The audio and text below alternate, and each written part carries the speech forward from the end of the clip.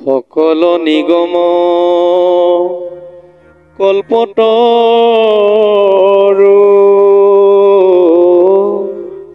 তাৰ ফলমহা ভাগৱত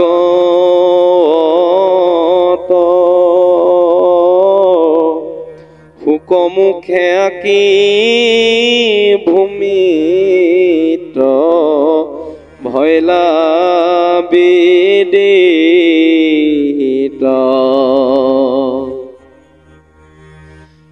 ৰখত চতুৰ যিটো জন কৃষ্ণৰ চৰণ দিও মন পৰমহন্তুকে পিয়ুক ফলমৃত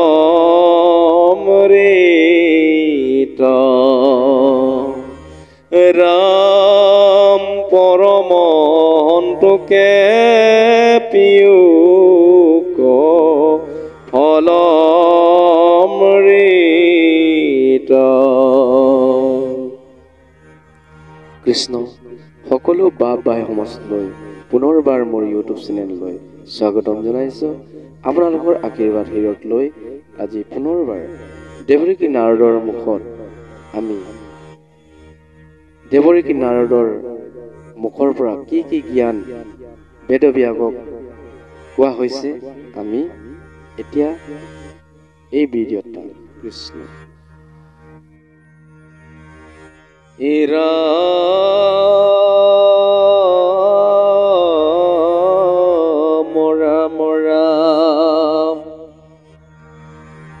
যদ্যপি বকতি নব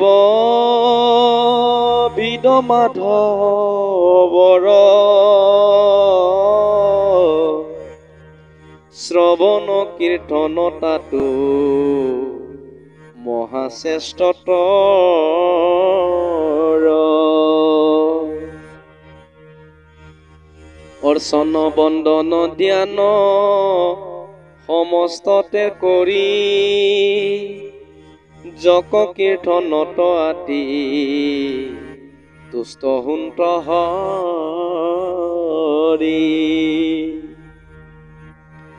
ভকতে যতে কগাৱে গুণ নাম চয়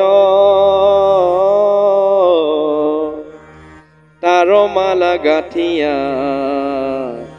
পিণ্ডন্ত কৃপাময়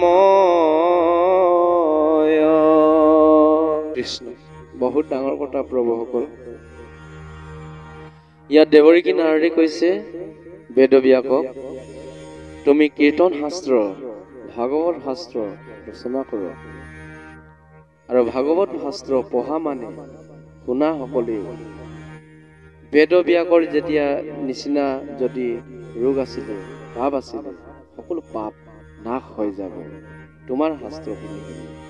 আৰু পিছত কৈছে এইখন শাস্ত্ৰত মানুহবিলাকে যদ্যপি ভকতি নৱবিধ মাধৱৰ নৱবিধ মানে ভকতি আছে, এই নৱবিধ ভকতিৰ শ্ৰৱণ কীৰ্তনে শ্ৰেষ্ঠতৰ বুলি কৈছে।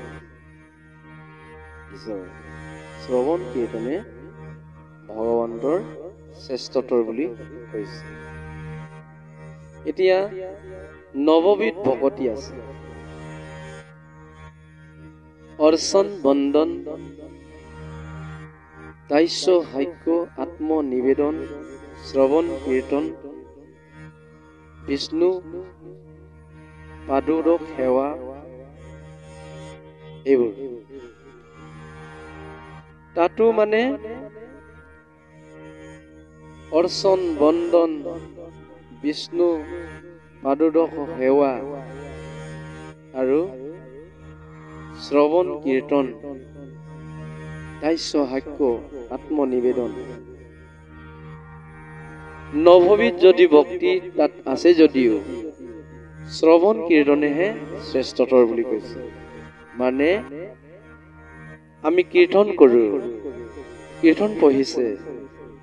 এতিয়া গৃহস্থই সেৱকীসকলে বা ভকতসকলে শ্ৰৱণ কৰিছনে নাই?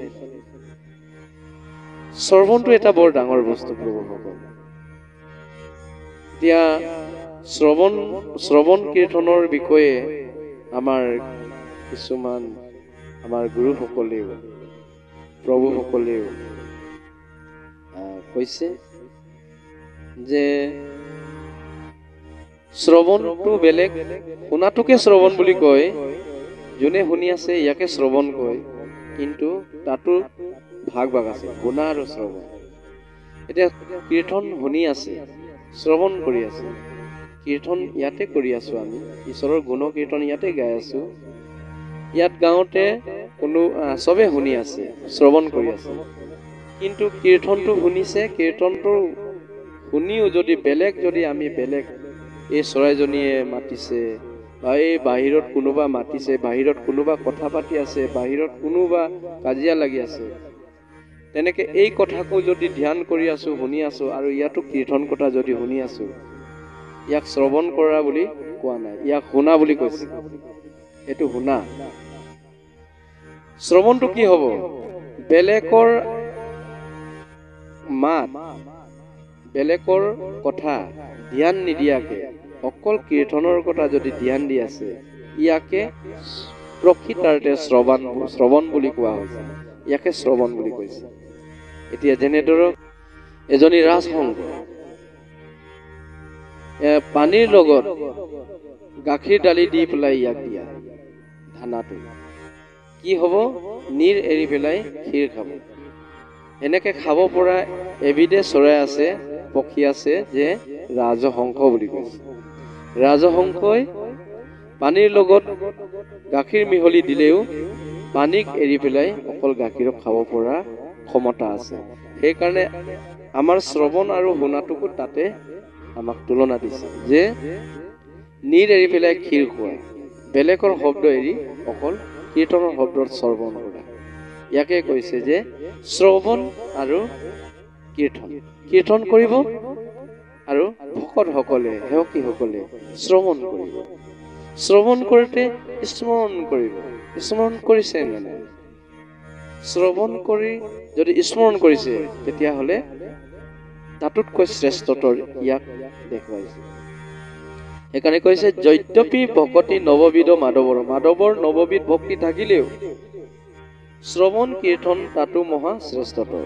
শ্ৰৱণ কীৰ্তনে শ্ৰেষ্ঠতৰ বুলি কোৱা কৈছে দেৱৰীকী নাৰদে। কোনে কৈছে? আমাক দেৱৰীকী নাৰদে কৈছে, বেদব্যাস। আমি সকলোৱে প্ৰভুসকল বেদব্যাস হৈ আমি শুনিম আৰু আমাৰ জীৱন সাম্পল কৰিম।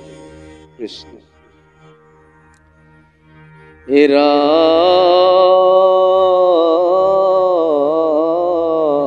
ৰাম ৰাম, অৰ্চন বন্দন ধ্যান সমস্ততে কৰি, যক কীৰ্তনত আতি তুষ্ট হুন্ত হৰি। প্ৰভু ভগৱন্তই কি তুষ্ট হয়?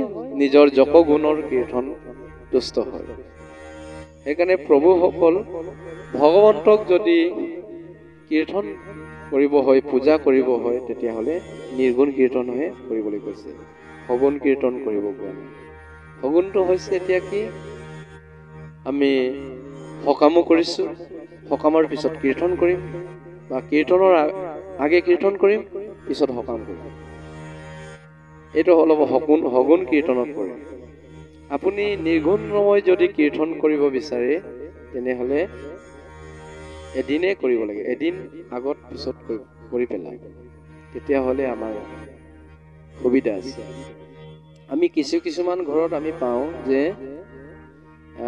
কীৰ্তন পঢ়িবলৈ, কীৰ্তন কৰিবলৈ ভকতসকলক মাতিছে, আমাক নিমন্ত্ৰণ কৰিছে, আৰু গৃহস্থত গৈ দেখো যে ইয়াৰ এফালে সকাম চলি আছে, এফালে কীৰ্তন চলি আছে। একেখন ঘৰতে, একেখন ঠাইতে বোলে এফালে কীৰ্তন কৰক, এইফালে আমাৰ সকামখিনিও আগবাঢ়ি যায়। তাত মাছে মাংসই সকলোৱে থাকে। সেইকাৰণে ভগৱন্তক শুদ্ধ শুদ্ধি কৰিব যদি বিচাৰে তেতিয়াহ'লে নিৰ্গুণভাৱে কোনো গুণযুক্ত বস্তু নালাগে, ৰসযুক্ত বস্তু নালাগে। ৰসযুক্তটো হৈছে কি? সোৱাদী বস্তু, যেনে ধৰক এইবোৰ পশু পক্ষী মাৰি খোৱাটো সোৱাদ, গুণযুক্ত, ৰসযুক্ত, ত্ৰামকী, সাত্বিক নহয়। সেইকাৰণে প্ৰভুসকল আমাক সেনেকৈহে কৰিব কৈছে। যদি কোনোবা যদি আমি কৰোঁ, আমাৰ কিছুমান আমাৰ সমাজত চলি আছে যে একেখন ঘৰতে এফাল সকাম হ'ব, এফাল নিৰ্গুণময় কীৰ্তন হ'ব। যদি সকামে কৰিব লাগে, সকামটো আপোনালোকে আজি কৰি পেলাব লাগে। তাৰ এদিনৰ পিছত নিৰ্গুণময় কীৰ্তন সকলোৱে নিৰামিষভাৱে সাত্বিকভাৱে কৰিব লাগে। নতুন কীৰ্তন যদি কৰিব লাগে এদিনৰ আগত নিৰ্গুণভাৱে কৰোঁ, তেতিয়াহে ইয়াত মাধৱৰ মানে শ্ৰৱণ কীৰ্তন তাতো মহাশ্ৰেষ্ঠতৰ অৰ্চন বন্দন ধ্যান সমস্ততে কৰি জক কীৰ্তনতে আতি তুষ্ট সুন্ত কৰে। তেতিয়াহে ঈশ্বৰ ভগৱন্তই আপোনাৰ জক কীৰ্তনত তুষ্ট হ'ব। এই উপদেশে দেৱকী নাৰদে দিছে। আৰু আমাৰ বিচাৰ মতে আমি কিছুমান কথা ক'লো, ইয়াতে যদি ভগা টুটা অপৰাধো হ'ব পাৰে, মাফ কৰিব, আৰু কাৰোবাক দুখ দিব পাৰে, মাফ কৰিব। আমি ভাল বেয়াখিনি সুবাসনা আৰু দুৰ্বাসনা, সুবাসনা হ'লে সুখ হয়, দুৰ্বাসনা হ'লে দুখ হয়। ইয়াক আমি বিচাৰ কৰি পেলাই আমি সকলোৱে পৰিৱৰ্তন কৰিব লাগে আৰু নিজৰ শৰীৰখন ত্ৰাণ কৰিব লাগে আৰু মনুষ্য জীৱনখন আমি সাম্বল কৰিব লাগে। কৃষ্ণ। প্ৰভুসকল, আজিলৈ ইমানতে ভিডিঅ'টো সমাপ্ত কৰিছোঁ আৰু পুনৰ লগ পোৱাৰ প্ৰতিশ্ৰুতিৰে নমস্কাৰ।